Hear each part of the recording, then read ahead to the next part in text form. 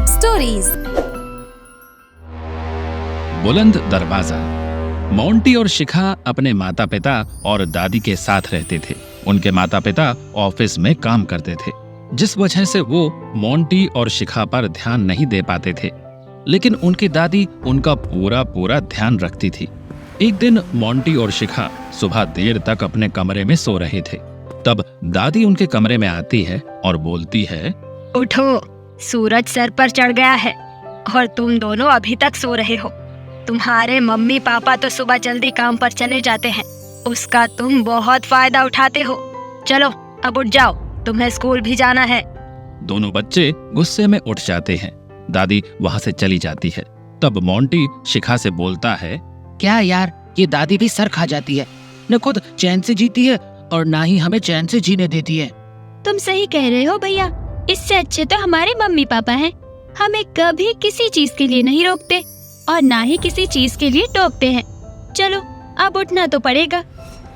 दोनों तैयार होकर स्कूल चले जाते हैं। स्कूल से आते समय मोंटी शिखा से बोलता है, शिखा, हम आज थोड़ी देर खेलने के बाद घर जाएंगे। ऐसे तो हम लेट हो जाएंगे और दादी हमें फिर से डांटेंगी। अरे तो कोई बात नहीं, उनका तो रोज का काम है डांटने का, आज कौन सी नई बात है। बात तो तुम्हारी भी सही है। चलो हम दोनों खेलने चलते हैं। दोनों पार्क में चले जाते हैं और खेलते हैं और शाम को ही घर लौटते हैं। उन्हें देखकर दादी गुस्सा करते हुए बोली, तुम दोनों कहाँ थे? तुम्हें जरा सा भी अंदाजा है कि मैं कितना परेशान हो गई थी? मुझे लगा कहीं तुम्हें कुछ हो ना गया हो। जिस पर मोंटी और शिखा बोले, दादी, हम स्कूल से आ रहे थे तो हमने सोचा कि आज खेलकर ही घर आ जाए, तो हम पार्क में चले गए थे और वहीं पर खेल रहे थे। खेल खेल में हमें पता ही नहीं चला कि कब शाम हो गई। मैंने तुम्हें खेलने से कभी मना किया है क्या? कम से कम घर से बाहर जाया करो तो बता कर जाया करो, क्या पता कब क्या बुरा हो जाए। दादी, अब आपका लेक्चर खत्म हो गया हो तो क्या अब हम अंदर जा सकते हैं? वैसे भी बड़ी भूख लगी है। हाँ, तुम दोनों लाड प्यार में इतना बिगड़ गए हो कि तुम दोनों किसी की सही बात भी नहीं सुनते हो। तुमको जो कभी बात कही जाए वो तुम्हें बुरा ही लगता है। पर बेटा, मैं तुम्हारी दादी हूँ, तुम्हारे भले के लिए ही मैं तुम्हें कुछ बोलती हूँ। ठीक है दादी, हम अपने कमरे में जा रहे हैं, वैसे भी खेलकर बहुत थक गए हैं। दोनों कमरे में चले जाते हैं। अगले दिन संडे था तो दोनों बच्चे घर पर ही थे। तब शिखा मोंटी से बोलती है, अरे भैया, पता है आज जानवी का बर्थडे है, सब उसकी बर्थडे पार्टी में जा रहे हैं, तो क्या हम भी वहाँ पर चले? एक काम करते हैं, दादी से पूछ लेते हैं, वरना फिर बाद में हमें सुनाएंगी। अरे दादी से क्या पूछना, वैसे भी वो डांटती रहती है, तो आकर ही उनका लेक्चर सुन लेंगे। अभी कुछ बोल देगी तो मूड खराब हो जाएगा। वो दोनों वहाँ से चले जाते हैं और बर्थडे में देर तक रहते हैं और उसके बाद रात को घर आते हैं। तब तक उनके माता पिता भी घर पर आ जाते हैं। दादी बच्चों को आता हुआ देख बोलती है, तुम लोग इतनी रात में कहाँ से आ रहे हो? मैंने तुम्हें कहा था कि जहाँ भी जाया करो बताकर जाया करो। पता है तुम्हारे मम्मी पापा मुझसे पूछ रहे थे, जब मुझे ही कुछ नहीं पता तो मैं उन्हें क्या जवाब देती। तभी पापा भी वहाँ आ जाते हैं और बोलते हैं, अरे बेटा, दादी सही कह रही है, तुम जहाँ भी जाया करो तो बताकर जाया करो। कभी तुम किसी मुसीबत में पड़ गए तो तुम्हारी मदद करने के लिए कोई आ भी नहीं पाएगा। तभी मोंटी गुस्से से बोलता है, हमें मदद की जरूरत नहीं है, अब हम बड़े हो गए हैं, आप लोग हमारी चिंता ना किया करो। वैसे भी दादी बेवजह हमें रोज डांटती है और आज आप भी शुरू हो गए, हम अपना ख्याल रख सकते हैं। मोंटी की ये बात सुनकर उनकी मम्मी गुस्से में दोनों को डांटते हुए कहती है, तुम दोनों बहुत बिगड़ गए हो, तुम्हें छोटे बड़े की कोई परवाह ही नहीं रही है। जब देखो मनमानी करते रहते हो, यहाँ तक कि अपनी दादी को भी परेशान करते रहते हो। अब जाओ अपने कमरे में। मम्मी के डांटने से दोनों रोते हुए अपने कमरे में चले गए और गुस्से से बोले, आज के बाद से हम इस घर में रहेंगे ही नहीं। चल शिखा, इस घर से कहीं और चलते हैं, ये लोग हमसे प्यार नहीं करते।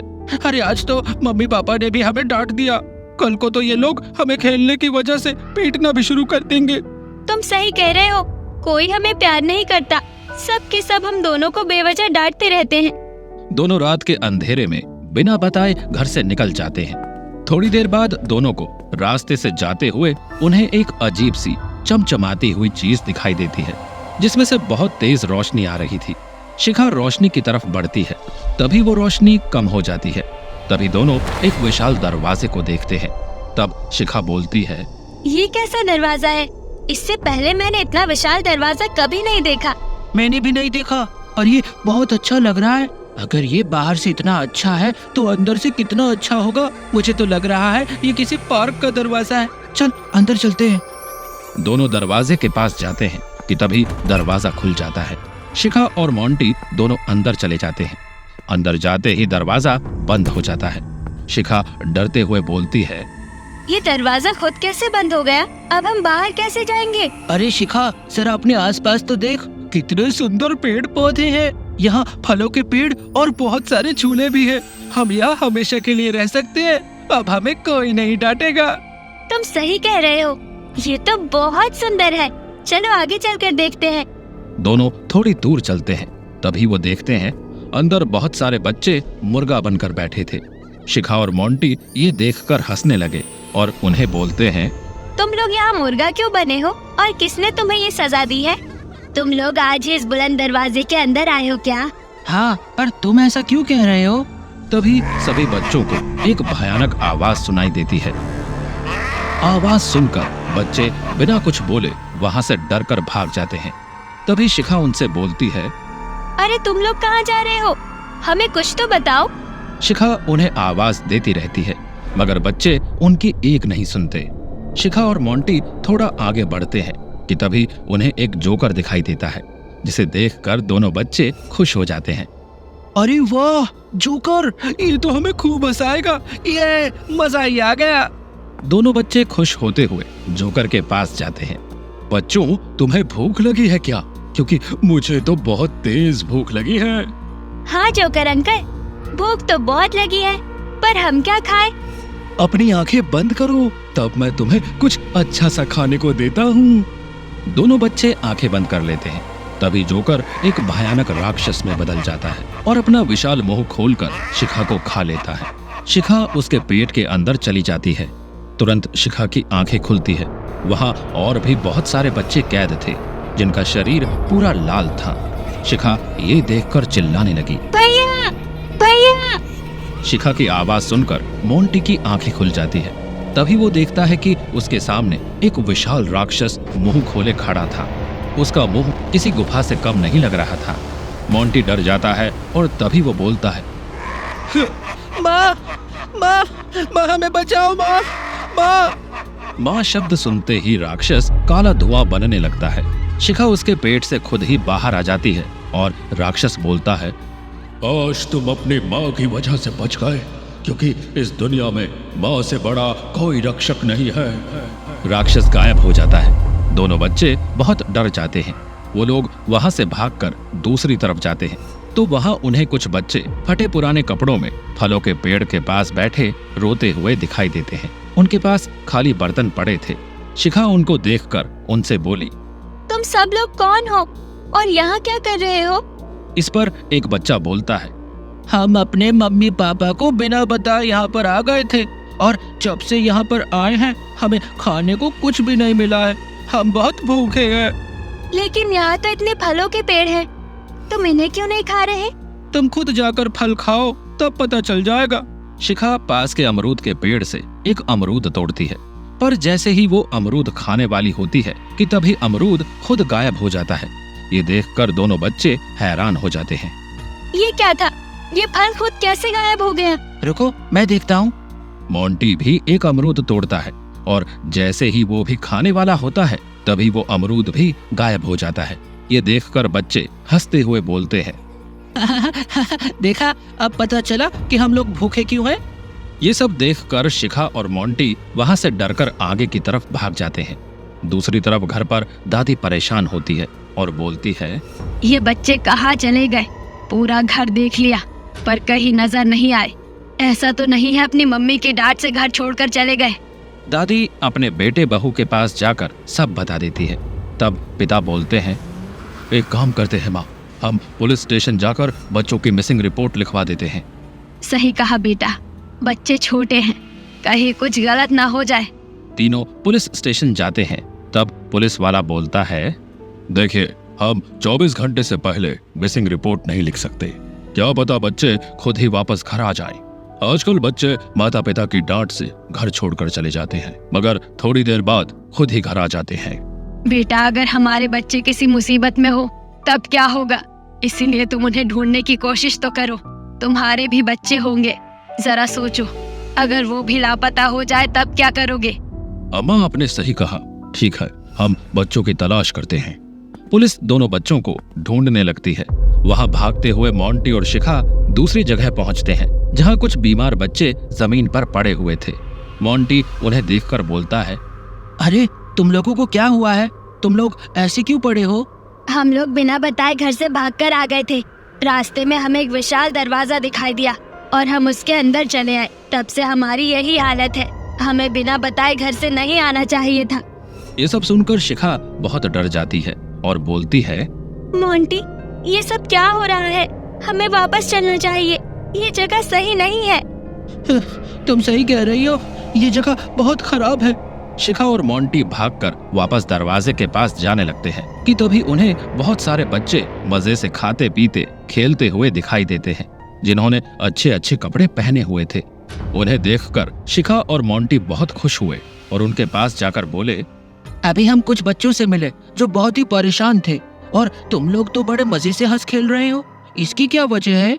बच्चे खुश होते हुए बोले, जो बच्चे तुमको मिले थे वो अपने घर से बिना बताए इस दरवाजे से अंदर आए थे, इसीलिए वो परेशान थे।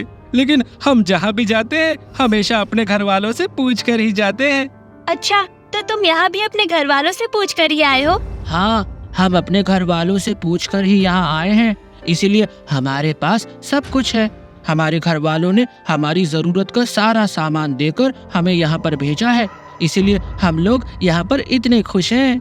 तभी दोनों बच्चों को अपनी गलती का एहसास हुआ, तो वो बच्चों से बोलते हैं, हाँ, तुम सही कह रहे हो, हमें भी बिना बताए यहाँ पर नहीं आना चाहिए था। चलो शिखा, अब हमें यहाँ से जाना होगा। तुमने बिल्कुल सही फैसला किया है। कभी भी किसी को बिना बताए कहीं नहीं जाना चाहिए, वरना हालत उन बच्चों की तरह हो जाती है। चलो मोंटी भैया, अब हम घर चलते हैं। दोनों बच्चे दौड़ते हुए दरवाजे के पास जाते हैं, मगर काफी कोशिश के बाद भी वो दरवाजा नहीं खुलता। तभी दरवाजे से आवाज आती है, यहाँ से कोई वापस नहीं जा सकता है। जो अपने माँ बाप की बात नहीं मानता, मैं उसे यहाँ से कहीं नहीं जाने देता। इसलिए अब तुम दोनों हमेशा के लिए यहीं पर कैद होकर रहोगे। दोनों बच्चे डर से रोने लगे और हाथ जोड़कर बोले, हमसे बहुत बड़ी गलती हो गई है, हमें माफ कर दो। आज के बाद से हम बिना बताए कहीं भी नहीं जाएंगे। प्लीज हमें घर वापस जाने दो। बच्चों को रोता देख दरवाजे से फिर से आवाज आई, बच्चों, मेरा मकसद तुम्हें दर्द पहुंचाना नहीं था, बल्कि ये सीख देना था कि हमें घर वालों को बिना बताए कहीं पर भी नहीं जाना चाहिए। अब तुम्हें यह बात अच्छी तरह से समझ आ गई है, तो तुम यहाँ से जा सकते हो। फिर बुलंद दरवाजा खुल जाता है। बच्चे दरवाजा खुलता देख खुश हो जाते हैं और बोलते हैं, थैंक यू, आपने हमें जाने की परमिशन दी। अब हम कभी भी ऐसी गलती दोबारा नहीं करेंगे। वो लोग उस दरवाजे से बाहर आते हैं। बाहर आकर खुश होते हुए एक दूसरे को देखते हैं, फिर अपने घर की तरफ चले जाते हैं। माता पिता दादी बच्चों को देखकर खुश हो जाते हैं। मेरे बच्चों, कहाँ चले गए थे? हमने तुम्हें कहाँ कहाँ नहीं ढूंढा। ऐसे घर से कौन जाता है? बच्चे अपने माता पिता और दादी से मिलकर खुश होते हैं और उन सब से माफी मांगते हुए बोलते हैं, दादी, मम्मी, पापा, हमें माफ कर दो। अब हम कभी भी आपको बिना बताए कहीं नहीं जाएंगे। ये सुनते ही दादी खुश होकर दोनों बच्चों को गले से लगा लेती है और बोलती है, मेरे प्यारे बच्चों, आखिर आज तुम्हें अपनी गलती का एहसास हो गया, यही काफी है।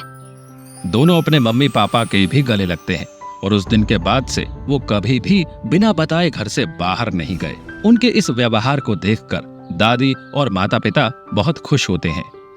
तो बच्चों, इस कहानी से हमें ये सीख मिलती है कि हमें अपनों से बड़ों को बिना कुछ बताए कहीं भी नहीं जाना चाहिए। यदि हम ऐसा करते हैं तो न जाने कब हम किस मुसीबत में फंस जाएं, कोई नहीं जान पाएगा।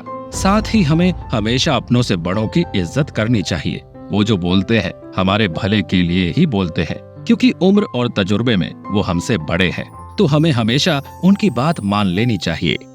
आपको हमारी कहानी कैसी लगी? हमें कमेंट करके जरूर बताएं और साथ में अपने सभी दोस्तों को भी ये लिंक शेयर कर दीजिए ताकि वो भी इस कहानी से कुछ अच्छा सीख सकें। और हाँ, जिन्होंने अब तक हमारे टैब स्टोरीज चैनल को सब्सक्राइब नहीं किया है वो जल्दी से सब्सक्राइब कर लीजिए और बेल आइकन दबा के नोटिफिकेशन भी ऑन कर लीजिए ताकि हमारी अगली नई कहानी आपको सबसे पहले मिले।